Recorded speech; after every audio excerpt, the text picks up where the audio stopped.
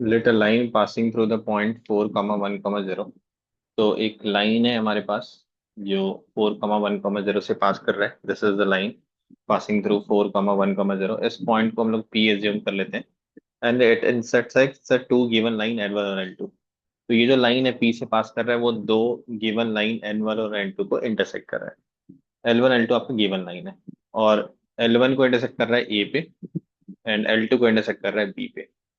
तो L one जो line है इसका इक्वेशन है आपके पास x-1/2 is equal to y-2/3 is equal to z-3/4। अगर हमें किसी लाइन पे कोई पॉइंट लेना होता है 3D में तो we equated to a parameter lambda such that हम इस लाइन पे कोई भी पॉइंट पैरामीट्रिक फॉर्म में ले सकते हैं। तो ए एक पॉइंट है जो L1 पे लाई कर रहा है तो इसके कोऑर्डिनेट को हम लोग लैम्डा के टर्म्स में लिख सकते हैं 2 λ+1, ये एक्स कोऑर्डिनेट हो गया। फिर y की वैल्यू आपकी आ जाएगी 3 λ+2 एंड z की वैल्यू आ गई 4 λ+3। और यही चीज आपको गिवन है अल्फा बीटा गामा। तो finally will equated to alpha beta gamma. फिलहाल हम लोग यही लेके चलते हैं इन टर्म्स ऑफ लैम्डा। अब जो दूसरा लाइन है L2 आपके पास उसका इक्वेशन हम लोग लिख लेते हैं एक बार। तो L2 इज x-6, डिनोमिनेटर में कुछ नहीं है तो 1 है। देन y अगेन डिनोमिनेटर में 1 है और माइनस ऑफ z+4 है। तो आप इसको z-4/-1 लिख सकते हैं and then you equated to mu. तो यहाँ से आपके पास एक पॉइंट मिल जाएगा इस लाइन पे जो कि किसी भी पॉइंट को रिप्रेजेंट कर सकता है for different value of parameter mu. तो म्यू के टर्म्स में बी का कोऑर्डिनेट क्या आ रहा है? μ+6 mu and -μ+4 for some value of mu. ये आपका पॉइंट बी को रिप्रेजेंट करेगा। अब आप क्या देख पा रहे हैं कि ये जो तीनों पॉइंट है पी, ए और बी, ये तीनों सेम लाइन पे लाई करेंगे। ये तीनों पॉइंट क्या हो जाएंगे? कोलिनियर हो जाएंगे। तो कोलिनियर का कंडीशन 3D में आप क्या लगा सकते हैं कि ये जो पी ए है और पी बी है इनका डी आर सेम रहेगा, डायरेक्शन रेशियो। ये तो सेम लाइन के ही पार्ट है ना। तो direction ratio of P A is equal to direction ratio of P B. इन दोनों की डायरेक्शन रेशियो आपकी सेम रहेगी या आप कह सकते हैं कि प्रोपोर्शनेट रहेगी। तो let's go for it. What is D R of? Equal से ज्यादा अच्छा होगा प्रोपोर्शनेट बोलना। D R of these two are proportionate. तो ये इक्वलिटी करना लॉस ऑफ जनरलिटी हो जाएगी आपकी। तो what is D R of P A? D R of line segment joining two point is difference of there coordinates. तो P का coordinate जो कि 4, 1 और 0 है उसको आप ए के कोऑर्डिनेट से सब्ट्रैक्ट कर लीजिए। तो डी आर ऑफ पी आपके पास क्या आ जाएगा? 2 λ+1 - 4। तो 2 λ - 3 हो जाएगा। 3 λ+2 - 1 it will change to 3 λ+1 and 4 λ+3 - 0 will be 4 λ+3। Similarly D R of P B क्या हो जाएगा आपके पास? पी का कोऑर्डिनेट क्या हम लोग लिख लेते हैं एक बार। 4, 1, 0 था। तो D R of P B will be difference of their coordinate B और पी का कोऑर्डिनेट। बी का कोऑर्डिनेट ये है, इसमें आप ये सब करेंगे तो μ-4 हो जाएगा आपका। नहीं, μ+6 - 4 है तो μ+2 हो जाएगा ये। And y2 - y1 will be μ-1 and z2 - z1 is -μ+4। तो these are the D R of P and P B.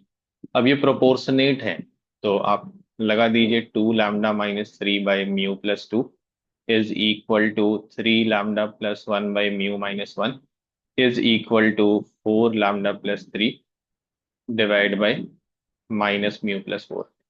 तो लैम्डा और म्यू दो अननोन है, इनमें हमारे पास दो इक्वेशन बनेंगे और हमें सॉल्व करने पड़ेंगे। तो let's solve these two first. तो आप क्रॉस मल्टीप्लाई करेंगे तो आप लिखेंगे 2 λ - 3 into μ-1 is equal to μ+2 into 3 λ+1। तो यहाँ से आप सिंप्लीफाई करिए और देखिए आपके पास क्या रिलेशन आ रहा है। तो 3 λ mu from this side, 2 λ mu from this side. तो आप सिंप्लीफाई करके एक तरफ ले जाएंगे तो λ म्यू हो जाएगा and that is equal to कितना लैम्डा हो रहा है आपके पास? -2 λ from this side, 6 λ from that side, so 8 λ। और राइट साइड में ले जाएंगे तो -8 λ। म्यू के टर्म्स में कितना आ रहा है आपके पास? -3 म्यू एंड म्यू। आप खुद से भी सिंप्लीफाई कर सकते हैं। तो इट इज वेरी सिंपल कि आपके पास -4 म्यू आ रहा है और कांस्टेंट टर्म आपके पास +1 आ जाएगा। This is value of lambda mu we got from the first equation. अब आप इन दोनों को कंपेयर करिए, आप चाहें तो फर्स्ट और फोर्थ को भी कर सकते हैं। तो अगर हम इन दोनों को करते हैं तो क्रॉस मल्टीप्लाई करने पे आपको क्या मिलेगा, 3 lambda plus 1 multiplied by -μ+4 is equal to 4 lambda plus 3 multiplied by μ-1। तो इसको सिंप्लीफाई करिए, देखिए क्या आता है आपके पास। इधर से 3 लैम्डा म्यू, इधर से 4 लैम्डा म्यू, तो 7 लैम्डा म्यू। और इसकी वैल्यू जो आप फाइंड आउट करेंगे तो लैम्डा के टर्म्स में कितना आएगा, 12 और 4 16 हो जाएगा, 16 लैम्डा -4 म्यू+7। तो आप लैम्डा म्यू की वैल्यू यहाँ से निकाल के इसमें सब्स्टिट्यूट कर दीजिए, तो आपको लैम्डा म्यू में एक रिलेशन मिल जाएगा। तो let's put the value of lambda mu from here. बहुत सारे तरीके से आप इसको एलिमिनेट कर सकते थे किसी एक वेरिएबल को। मैंने तो फिलहाल ये कर लिया है कि लैम्डा म्यू की वैल्यू फर्स्ट इक्वेशन से निकाल के दूसरे में सब्स्टिट्यूट कर दिया। तो we will get a relation between lambda and mu which will use for solving the equation. तो यहाँ से क्या आ रहा है आपके पास, I think constant term cancel हो रहा है, दिस वेरी गुड थिंग। इससे आप लैम्डा म्यू में एक प्रोपोर्शनलिटी डेवलप कर पाएंगे। तो कितना हो रहा है, -56 lambda -28 mu is equal to 16 lambda -4 mu. This will give you -72 lambda is equal to 24 mu. Finally आपके पास एक बहुत सिंपल रिलेशन आया, mu is equal to -3 times lambda, which we can put in either this equation or this equation. तो मैं फिलहाल तो इसमें रख देता हूँ फर्स्ट वाले में, और हमें लैम्डा म्यू की वैल्यू अभी मिलने वाली है। तो जैसे ही आप यहाँ पे म्यू की जगह पे -3 लैम्डा रखेंगे तो you will get -3 lambda square is equal to -8 lambda plus 12 lambda. तो this gives you a quadratic equation in terms of lambda, 3 lambda square plus 4 lambda equal to 0, जिसकी वैल्यू आपके पास -1 और -1/3 आ जाएगा। तो we got two values of lambda, -1 and -3। तो दो cases बना लेते हैं और देखते हैं कि इसमें आपका आंसर मैच करता है।